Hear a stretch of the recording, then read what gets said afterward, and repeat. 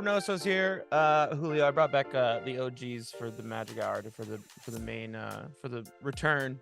Xavier was on talking about the Warriors, which you could probably listen to later. We more or less talked about my piece and my rankings, and like the worries about this season, which you've been hearing in our group chat for the last 2 weeks. So there's nothing new to you. No, but yeah, exactly. I want to bring you on because I guess the listeners may know Julio is also a tortured Raider fan like myself. Julio, they fired your boy Josh McDaniels 4 weeks ago. Ever since then, Antonio Pierce has taken over as head coach. He's 2-2, and some really hard fought close games since he's in his 2 losses.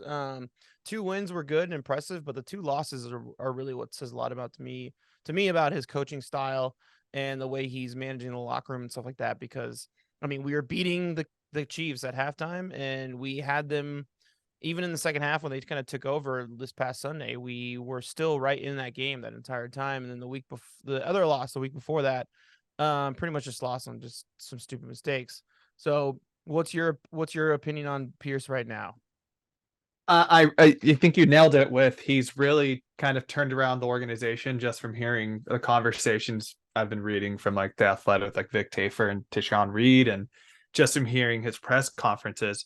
He's a leader. I think we can definitely qualify that he knows how to lead people. And I think in any situation, even if you don't know the X's and O's or whatever, that's a huge intangible that you can't teach that. You can't teach some of that stuff. You just kind of born it there, and you just had to like figure it out kind of thing. And obviously Josh McDaniels is not somebody to lead men. And I think we probably should have known that from looking at him. He just doesn't look like the kind of guy. And I mean, we should have known from his first experience. Like, it's a completely different ball game going from a coordinator to a head coach. Like, coordinator, you're in charge of mainly scheme and managing, your assistants around you to make sure your position coaches are handling, the overall scheme of the offense in a right way. You're not necessarily like leading men, whereas like a head coach, like that is like a main responsibility of your job. I am. Let's see how the rest of the season goes. I think after the first 2 games, we're all like, let's do it. You head coach. Next year, we're going to do it. And then last couple of games, we've been like, okay, let's see. I'm already on board to be like, I think you should come back. I think the biggest thing is like, we need a legit OC. We need somebody that can come in, help run this whole ship, and just get this team to like the next level because God, we thought this offense was going to be the better spot of this team. And then all of a sudden it got better against the Giants. But I mean, we weren't that bad in defense all season, but like they keep talking about like what he's done to turn around the defense since he took over. And it's like, I mean, it's been incredible. Like we've been one of the best defenses in football the past 4 weeks, but like defense wasn't that. It was actually in the top half of the NFL before he took over too. So like, I don't know what it is. Maybe they just found some hidden gems in the personnel. Like, I mean, Spalling is one of those guys that he's just been so freaking good. Nate Hobbs is taking like an insane step up from in his second year, which is like super impressive. And then, defensive line is a defensive line. Like they need to address that in the offseason. They need to get some help. Tyree Wilson's been a super disappointment. Obviously, we thought that we were going to have Chandler Jones going into this season. That didn't really work out. But yet at the same time, I think that he's being so creative on like throwing guys out. Like, it's kind of like what Brian Flores does. Like Brian Flores like completely changed defensive football in the past like 5 years by like using multiple guys in the front 7, throwing guys on blitzes from all different directions, and like kind of like forcing the quarterback to make bad decisions. I could see a little bit of that with Antonio Pierce, what he's doing, and it's freeing up Max Crosby to like not doing double teams every single play. But like what I'm concerned about is like we went through this whole situation 2 years ago. Rich Bisaccia, which in my opinion deserved that job, probably should have kept it. Had the respect of all the players in the team, was kind of handing off the reins to a proven offensive coordinator in Greg Olson, who has a history with Derek Carr, and they did an amazing job. And what do?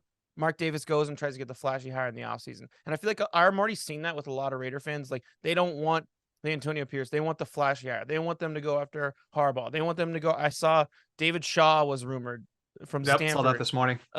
this morning. So it's just like I don't like, we've already done this before and it was an epic failure. Do we really want to try this again when we have this guy who's proven that he's pretty competent? And maybe you put him on a shorter lease, you sign him to a smaller deal and see what he can do for 3 years. But like, I don't know, man. I just like the Raiders like fan base, Raider Nation like drives me crazy with some of this stuff. It's just like they're delusional at times. It's they don't realize that like we aren't the most tight ran organization, and we really haven't been for most of our lifetime. That the things just don't happen overnight. I think the thing was pretty interesting about the whole McDaniels fallout and all that was with Frank Reich getting fired yesterday. Tom Brady came out and said like a comment about it, just about I can't remember this specific thing, and he were just like everyone was kind of like, "Are you not going to say anything about Josh McDaniels? Yeah, that's You're kind not of going to say about him getting fired? Yeah. Like just because is he like your boy, kind of thing?"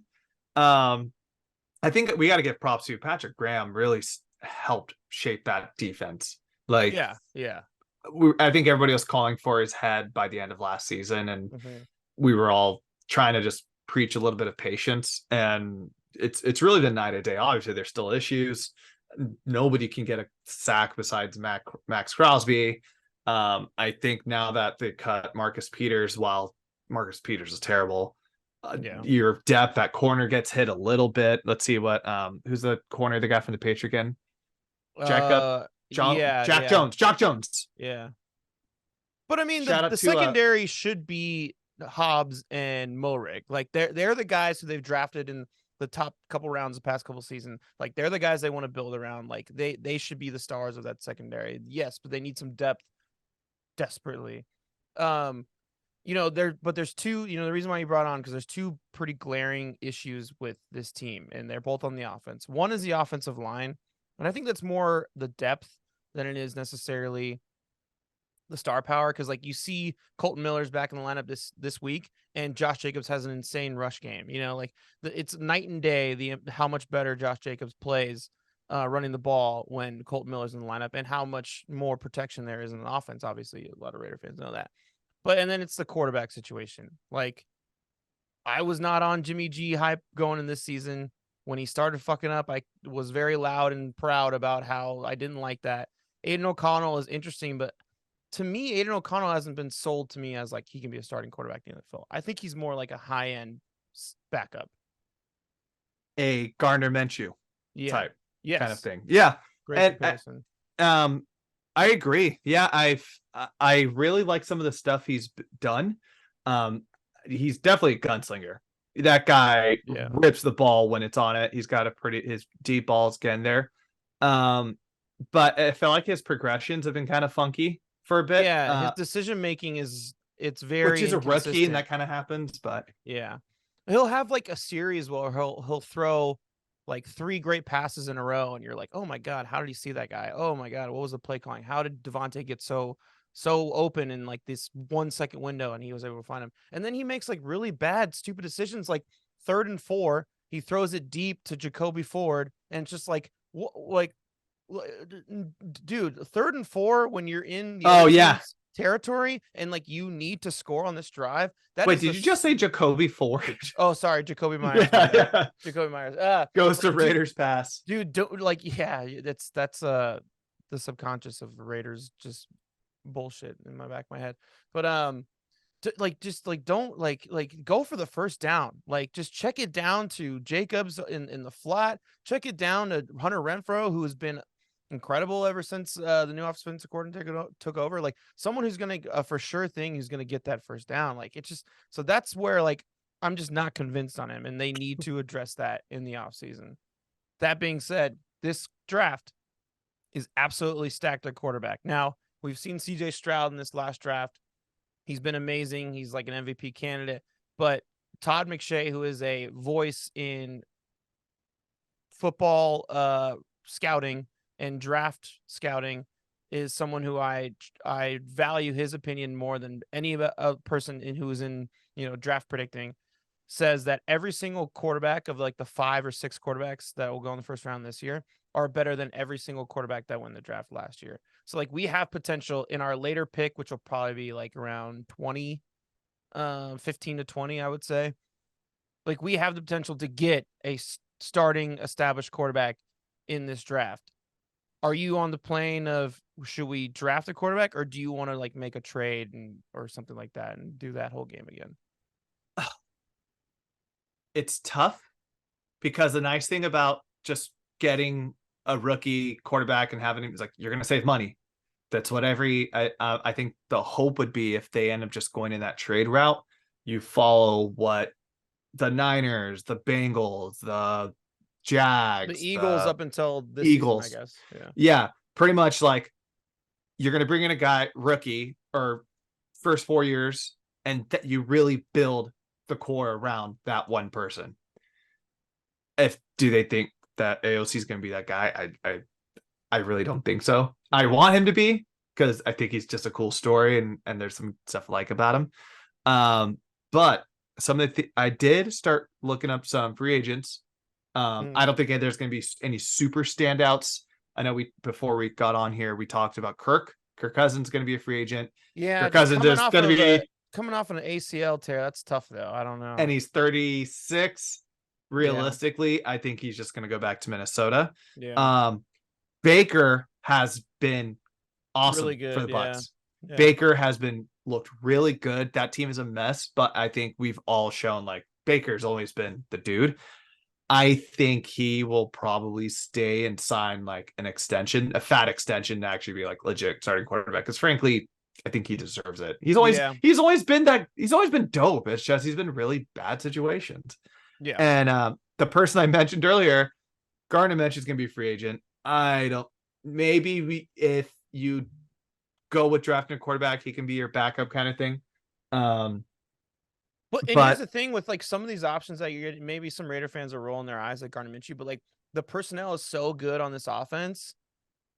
Like you could plug a competent quarterback in there and he's going to be successful because you have Devontae, you have Michael Mayer, who's been amazing. The second half of the season so far. You have Hunter Renfrow, you have Josh Jacobs. Like there's so much good personnel there that you can that a competent quarterback is going to be above average.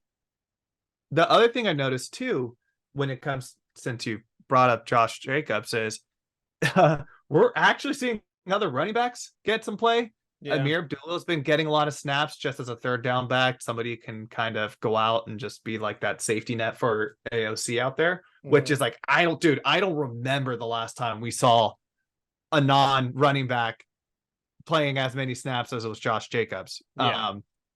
Not to get too far off the subject, but here's 4 names that I looked up that to pending situations that could be happening in the next over the offseason could be a potential move. I'm going to rank them from won't happen, probably will not happen to there's a chance. At the bottom of it's probably not going to happen. Kyler just signed an extension. Yeah. It sounds like he is willing to stay in Arizona and be invested in that team. They're probably going to get Marvin Harrison Jr. And I don't know, man. I'm hearing rumblings that the Bears really like Justin Fields and they might get Marvin Harrison Jr., the first overall pick. We'll the only issue with Kyler is contract. Yeah. I don't think that contract's Arizona's just kind of stuck with him. Yeah. Another option. I also think this probably won't happen. Jared Goff. Now that they have remind me who's the quarterback they drafted. Oh my god. This year? Yeah, they drafted a quarterback like in the second, third round. Oh, I can't remember. I'm seeing a bunch of mock drafts where they're looking at Detroit might draft one of these quarterbacks in this draft. So Hendon Hooker.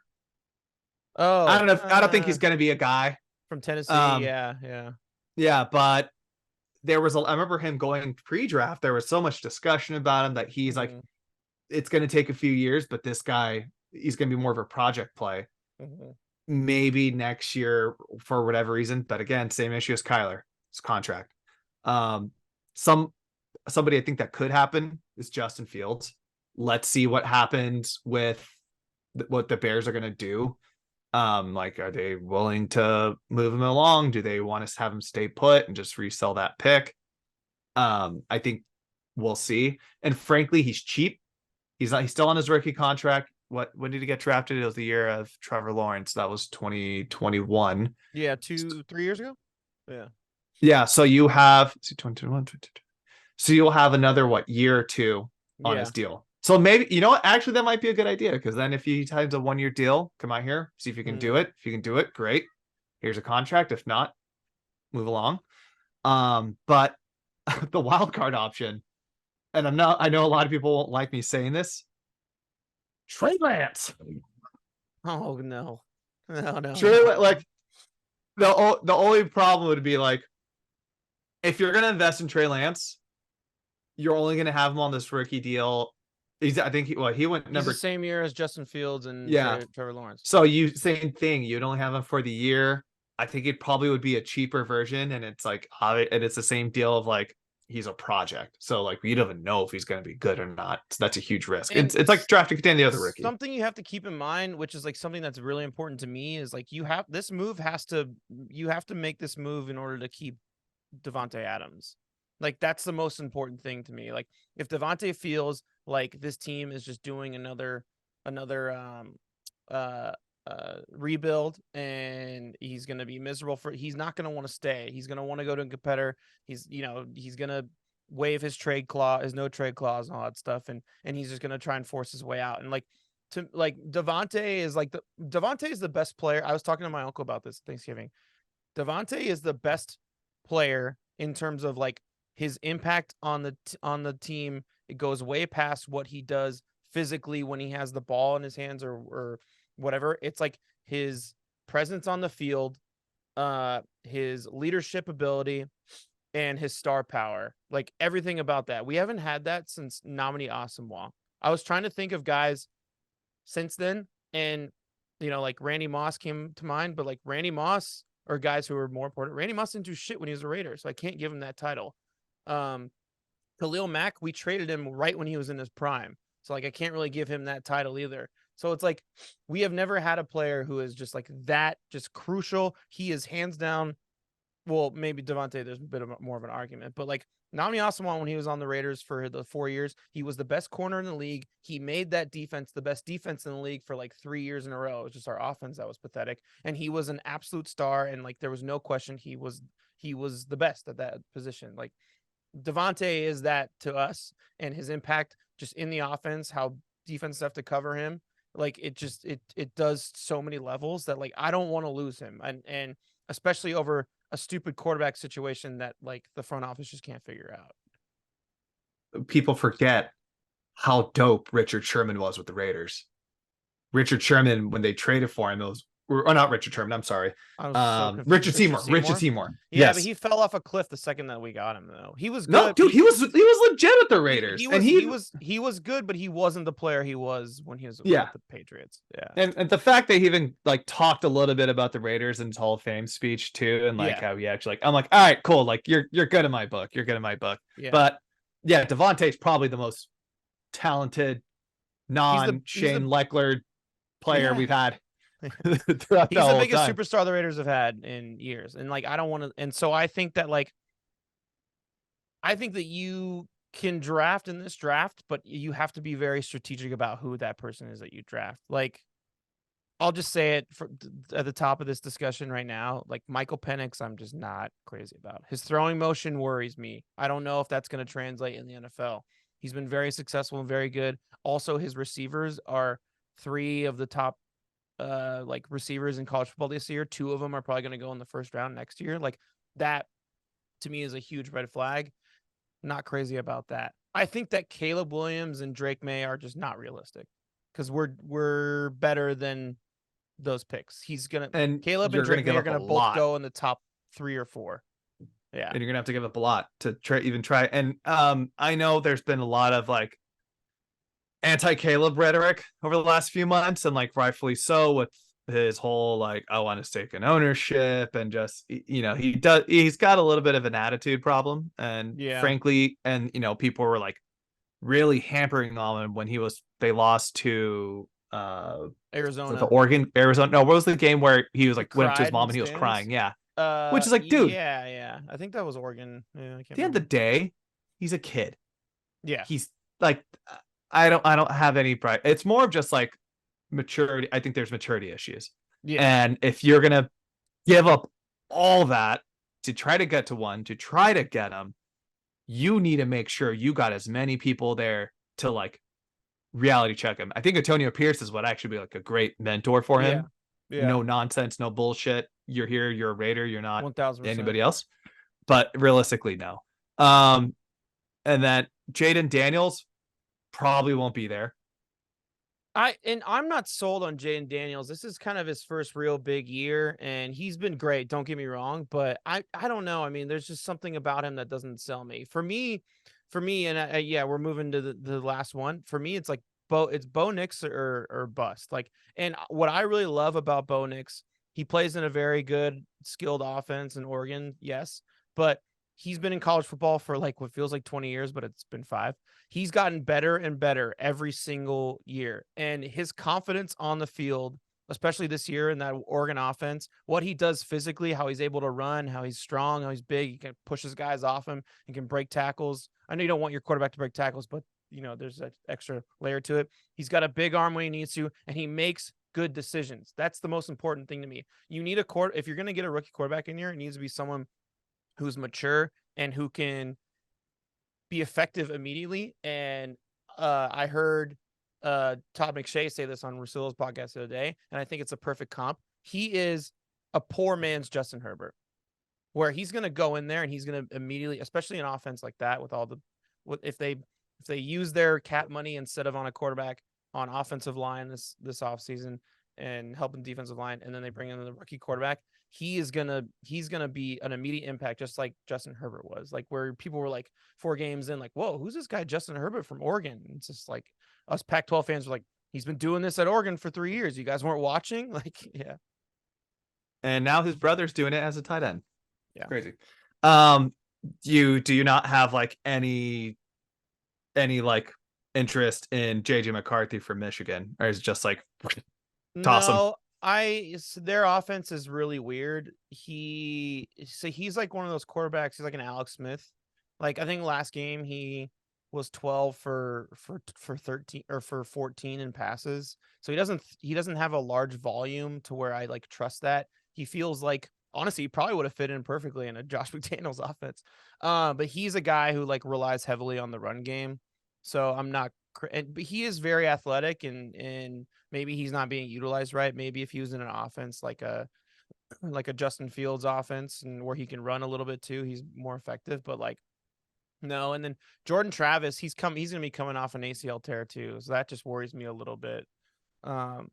So yeah, for me it's Bo Nix, and if they get Penix instead or something like that, I'm just going to be so frustrated. Now, the thing I look about with all these players is just like, what is the school's history with quarterbacks? Yeah.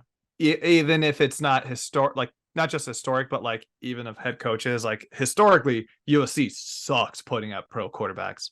But Lincoln Riley over the last 5 years had 2 quarterbacks go, one with Baker and Kyler, and they've both been pretty solid. North Carolina, I was gonna say Daniel Jones, but he went to Duke. No, he went to Duke. Yeah. I mean, North Carolina, I don't know. But you got to look at who has coached him though, which is Mac Brown. So you're talking about Vince Young, blanking on any other Texas quarterbacks that he may have coached, but yeah. And then Bo Nix, of course, Oregon pumped out Justin Herbert a few years ago, and then Mariota. But that Mariota, when he got in Oregon, that was still Chip Kelly, though, right? If I remember right, it was like 2015. Yeah. All right, so now, okay, so I'm starting to get a little list together of just my power rankings of who I would want as quarterback for the next year. But I think it sounds like we both agree. We love AOC. He seems like a really solid dude. He just may not seem like the long-term answer yet.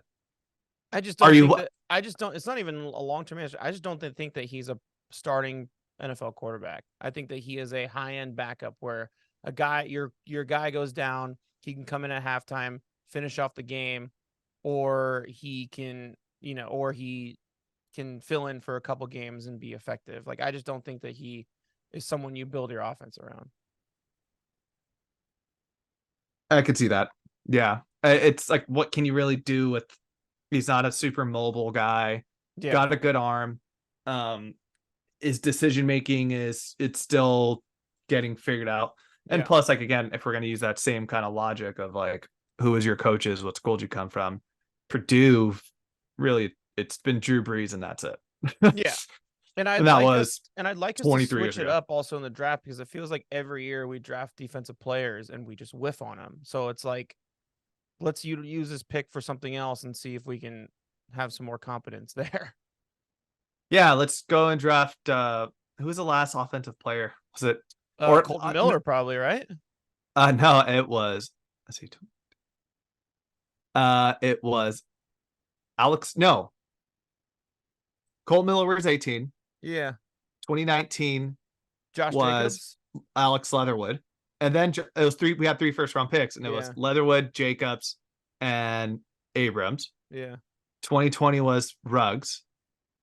2021 was that Arnett? Yeah, I think that was Damian Arnett. Ugh. Then last year was Tyree Wilson. Or no, 2022 was 2022. We didn't have a first round pick. We traded it for Devontae. That's right. Yeah. So not great. Yeah. I mean, Jacobs and Miller, yes. Yeah. Home runs. Yeah. Everything else, no. So if I had to say, like, realistically, like, this won't happen, we can already eliminate Caleb, Drake May, Goff, Kyler. Goff is the one that is really enticing, but then we'd have to give up cap space and we can't rebuild the offensive line. So it's just like too many like factors that would affect from just that trade alone. Kirk, just because of age, health, he'll probably go back. And then I personally, I think Baker would be good, but I think he's going to get paid out by the Bucks. I don't think he's going to go anywhere. I think he would be solid too. Yeah, I'm not against that. But if I had to pick I know it's MySpace top 8, but if I had I'm making it a top 3. Okay. It's going to be my MySpace top 3. If realistic options, I'm a big fan of Bo Nix. I agree with you. I think that would be dope. Is Bo Nix option 3, or is it just you're ranking him? I actually, here, let me do a couple little scrapping some stuff over here.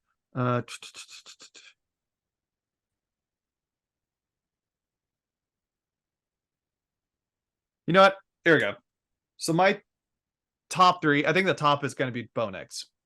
Like, oh really? He's there. Yeah, he's going to be my. I think he would be the top. He's mine option. too. I thought you were leaning a different way though. So, I think Justin Fields, if that option is available, you got to try it. Yeah, you got to try to see what that was going to be your number 1 ranking. I was a little shocked. Yeah, that I would agree with those two so far. Yeah. The only reason I say no is if it doesn't work, you're back in this carousel all over again. And you're going to have to draft another quarterback, or you better hope that he'll resign for cheaper so you can save this line. And, realistically, maybe just trying AOC for another season. Maybe having him with, I know Bo Hardigrade, that's his name, the OC. If he doesn't retain his job and we bring in a more veteran, more accomplished OC, see what he can do with him. Because it sounds like the team is really supportive of him. We haven't really heard anything bad about the guy, just besides his decision making and stuff. And you know what? Screw it. Let's give Jimmy a chance next year. Let's see what he can do. But God, no. I bet I would love Jaden Daniels. He probably won't be there. Yeah. Even with all the Caleb messiness, I would still think he would be dope with the Raiders, but that's not going to happen. Same as Drake May. And you're on my side with Penix. You don't really know how he will be in the NFL. Yeah, you bring up a good point that that receiving core is so freaking good, and it's like, is it him that's the guy, or is it them that are the guys? And Is it? again, like his throwing motion just scares the hell out of me. He throws it like a second baseman. Like it's a quick release down low. So it's like in the NFL, defensive linemen are going to be all over that, man. You got to get that ball up and have a little bit more sauce on it. So like, yeah, it's just that concerns me. It's kind of like a Mahomesian. I feel like a lot more players are doing that little like because Caleb does that all the time. He'll if he's trying, I think it's more of like a creativity to kind of get up. But that's Looking Penix's at what's open. throw every throw. It's not just certain throws that he's trying to get around, a linebacker who's blitzing or something. So who would your MySpace top 3 be then? So we both agree it's Bo Nix. I agree. Yeah, I agree with your top. I agree with your top 3. Yeah. Glad we're on the same page. I mean, of course, if Tom Brady is like unretired. Yeah. Well, he can't. He owns part of the team now, so he literally can't play in the NFL because he owns part of the team. He'd have to sell his shares. Now, is there like, because I was trying to think of like who else could potentially get traded in the offseason, and then like I don't think we're gonna get any substantial moves this year. If I'm like Daniel Jones, maybe, which I actually would like Daniel Jones. It just depends on what we got to give up for him. Yeah, Daniel Jones' offensive line is an interesting guy. I don't fully disagree with you. Yeah, I just with his contract too, because he just signed, and what he does to the cap space on top of what we'd have to give up for him, like it doesn't seem worth it to me. Bingo. All right, Julio, you have to go, so we'll finish off with this last one. Jameis, fuck no. So we'll end with that. You have to go, man. So yeah, you got a heart out. All right. Well, thanks for coming on, man. Thanks for being back on the revamped Magic Hour podcast. Julio and I host Town Tailgate podcast, Oakland A's podcast. We'll be talking about some stuff on that soon. So check that out. That's it. Peace, bro. Have fun at the movies. Woo.